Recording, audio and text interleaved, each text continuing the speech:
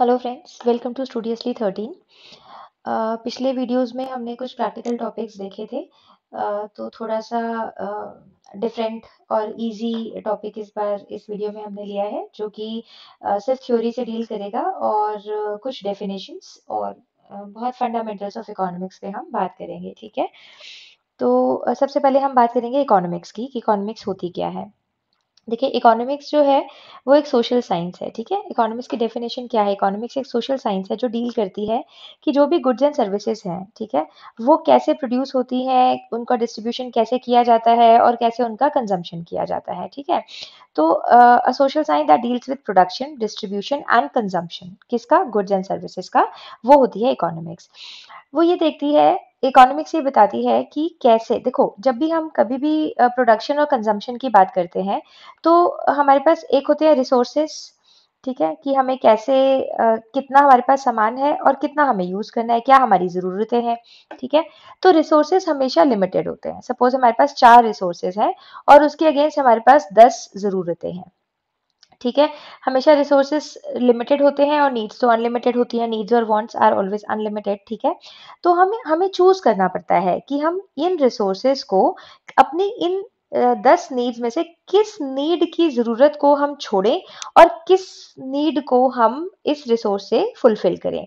तो ये हमें एक चॉइस बनानी पड़ती है। सपोज हम चूज करते हैं कि ठीक है, चलो ये वाली नीड फुलफिल करते हैं, ये वाली करते हैं, ये वाली करते हैं और ये वाली करते हैं। ठीक है। तो हमने ये 4 रिसोर्सेस से ये चॉइस करी। हमने वी चोज कि हमें कौन कौन सी नीड्स अपनी फुलफिल करनी है। तो ये चॉइस हम कैसे करते हैं, क्या क्या डिटर्मिनेंट्स होते हैं जो हमें ये चॉइस जिसकी हेल्प लेकर हम ये चॉइस करते हैं। ये भी कहाँ स्टडी होता है? इकोनॉमिक्स में। कैसे? मतलब क्या ये स्टडी करता है कि कैसे इंडिविजुअल्स, बिजनेस एंटरप्राइजेस या सरकार, ठीक है, ये चॉइस करती है कि जो रिसोर्सेज हैं, जो अवेलेबल रिसोर्सेज हैं, उनको कैसे एलोकेट करना है, उनको कैसे, किस रिसोर्स को, उनको किस नीड पे एलोकेट करना है, ताकि जो नीड्स हैं वो सेटिस्फाई हो। अलग अलग इकोनॉमिस्ट की इस संदर्भ में अलग अलग थ्योरीज हैं। ठीक है। उन्होंने अलग अलग तरीके से इकोनॉमिक्स को पढ़ा है और उनमें से जो कुछ मेन है वो अभी हम इस स्लाइड पे देखने वाले हैं। Adam Smith, father of modern economics. सबसे पहला क्वेश्चन तो यही है कि अगर कोई आपसे पूछे कि फादर ऑफ मॉडर्न इकोनॉमिक्स कौन थे, तो आप बोलोगे एडम स्मिथ। ये आपको याद रखना है। ठीक है। उन्होंने क्या बोला? उन्होंने बोला कि इकोनॉमिक्स जो है वो स्टडी है किसकी? Nature and causes of wealth of nation. देखो, एडम स्मिथ ने इकोनॉमिक्स को रिलेट किया किससे? वेल्थ से। ठीक है। संपत्ति, संपन्नता से। ठीक है। वो बोलते हैं, इनकी जो थ्योरी है ये वेल्थ सेंट्रिक है। ठीक है। वो ये कहते हैं कि एक वेल्दी नेशन ही एक हैप्पी नेशन है। यानी उन्होंने क्या किया? उन्होंने हैप्पीनेस को रिलेट किया किससे? वेल्थ से। जो जितना ज्यादा अमीर राष्ट्र होगा वो उतना ज्यादा हेल्दी राष्ट्र होगा। तो आपसे ये भी पूछा जा सकता है कि हैप्पीनेस और वेल्थ, इनको आपस में किसने एसोसिएट किया था? तो एडम स्मिथ ने एसोसिएट किया था। ठीक है। इनकी जो स्टडी थी ये वेल्थ से रिलेटेड थी। इकोनॉमिक्स इनके लिए एक ये स्टडी था कि कैसे वेल्थ किस किस प्रकार की होती है और कैसे, क्यों नेशंस गरीब होते हैं और क्यों नेशंस अमीर होते हैं, उसका रीजन क्या होता है।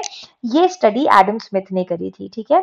और उन्होंने किताब भी लिखी थी, an inquiry into nature and cause of wealth of nations. 1776 में उन्होंने ये बुक लिखी थी। ये क्वेश्चन भी आपसे पूछा जा सकता है कि ये बुक किसने लिखी। तो जैसे ही आप वेल्थ पढ़ोगे आपको याद आ जाएगा कि एडम स्मिथ ने वेल्थ सेंट्रिक स्टडी करी है। उनके लिए जो इकोनॉमिक्स है वो वेल्थ सेंट्रिक है और ये वेल्थ ऑफ नेशंस की बुक एडम स्मिथ ने ही लिखी है। ठीक है। एडम स्मिथ ने एम्फेसाइज किया क्रिएशन ऑफ वेल्थ पे, वेल्थ कैसे क्रिएट होती है। जब वो वेल्थ की बात करते हैं तो मटेरियल एंड गुड्स को ही इंक्लूड करते हैं। ठीक है। कैसे वेल्थ क्रिएट होती है, क्या उसके कॉजेज होते हैं, उसको उन्होंने स्टडी किया। और जैसे कि मैंने आपको बताया, उन्होंने बोला कि एक वेल्दी नेशन एक हैप्पी नेशन होगा। अगर जो एक संपन्न राष्ट्र है वो एक खुशहाल राष्ट्र होगा। ठीक है। उसके बाद जो नेक्स्ट हम बात करते हैं वो हम बात करते हैं प्रोफेसर ए मार्शल की। इनका नाम आपने पिछले वीडियो में भी सुना था जब मैंने आपको बताया था यूटिलिटी की, जब हम बात कर रहे थे, और मैंने आपको बताया था कि कार्डिनल अप्रोच ऑफ यूटिलिटी किसने दी थी? प्रोफेसर ए मार्शल ने ही दी थी। ठीक है। जब ए मार्शल इकोनॉमिक्स की बात करते हैं तो वो उसको एसोसिएट करते हैं वेलफेयर से। देखो, जब एडम स्मिथ ने एसोसिएट किया था, किससे किया था? वेल्थ से, पैसे से। ठीक है। और जब ए मार्शल ने इकोनॉमिक्स को किससे रिलेट किया, वेलफेयर से, ठीक है। यानी कितना किसी का वेलफेयर इन्वॉल्व है, वो उसका जो स्टडी है, it is the study of Mankind, ठीक है, in ordinary business of life. तो वेल्थ की तो ये स्टडी करता ही है, पर साथ में मैन की स्टडी करता है, ठीक है। क्यों? क्योंकि वो ये मानते हैं कि वेल्थ क्या है, वेल्थ एक वो कमोडिटी है जो सेटिस्फैक्शन देता है, यूटिलिटी देता है। सेटिस्फैक्शन यूटिलिटी आप पढ़ चुके हो, ठीक है। वेलफेयर के लिए यूज होती है, ठीक है। तो wealth is a means to welfare. Wealth क्या है? वेल्थ एक साधन है किस चीज का? वेलफेयर का, ठीक है। आप इससे अपना जो वेल बीइंग है वो बढ़ा सकते हो, ठीक है। और इकोनॉमिक्स का भी क्या ऑब्जेक्टिव है? इकोनॉमिक्स क्यों पढ़ी जाती है? इकोनॉमिक्स हमने देखा था क्या होता है। इकोनॉमिक्स होता है क्या, कैसे प्रोड्यूस करना है, कैसे डिस्ट्रीब्यूट करना है और कैसे कंज्यूम करना है, ठीक है।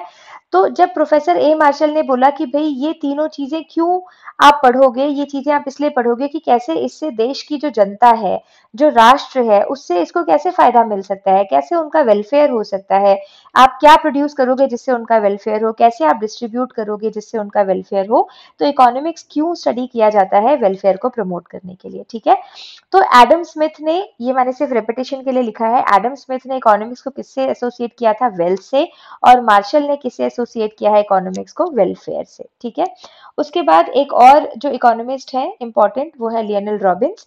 उन्होंने ये बोला कि इकोनॉमिक्स वो साइंस है जो स्टडी करता है ह्यूमन बिहेवियर का, बट स्टडी करता है ह्यूमन बिहेवियर का कैसे, as a relationship between ends and scarce means, ठीक है, विच हैज ऑल्टरनेटिव यूजेस। मतलब जैसे मैंने अभी आपको पीछे बताया था कि देखो, एक होते हैं मीन्स, मीन्स यानी रिसोर्सेस, ठीक है। और एक होते हैं एंड्स, एंड्स यानी यूजेस। ये है मीन्स और ये है एंड्स। मीन्स यानी रिसोर्सेस, एंड्स यानी यूजेस।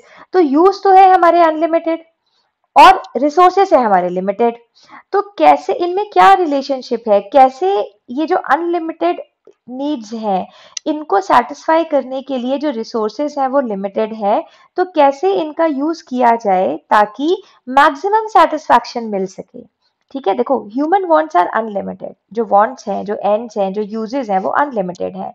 पर जो मीन्स है, मीन्स यानी रिसोर्सेस, ठीक है, जो रिसोर्सेस है वो लिमिटेड है, स्कैर्स है यानी लिमिटेड है। और एक रिसोर्स के बहुत सारे यूजेस हैं, ठीक है। आपके पास रिसोर्स एक है, पर उसके यूजेस आपके पास बहुत सारे हैं। अब आप कैसे उन रिसोर्सेज को यूज करोगे ताकि आप इतने सारे यूजेस को मतलब वो रिसोर्सेज को आप यूज कर सको बहुत सारे रीजंस के लिए, ताकि आपको मैक्सिमम सेटिस्फैक्शन मिले। उसके लिए क्या करना पड़ेगा? कंज्यूमर को चॉइस करनी पड़ती है, जो मैंने आपको पहले स्क्रीन पे बताया था, ठीक है। तो ये जो स्टडी है ये किसने की थी? ये लियोनेल रॉबिन्स ने की थी, ठीक है जी। तो आपको ये तीनों नाम और इन्होंने क्या क्या पढ़ा और क्या क्या इनके बेसिक एरिया ऑफ स्टडी थे, किसने इकोनॉमिक्स को कैसे किससे रिलेट किया, ये आपको एग्जाम पर्पज से याद होना चाहिए, ठीक है जी। तो ये छोटा सा वीडियो सिर्फ एक थ्योरी पार्ट को कवर करने के लिए था, थैंक यू। और इसके बाद हम नेक्स्ट वीडियो में नेक्स्ट टॉपिक के साथ मिलेंगे, तब तक के लिए happy study and keep in touch.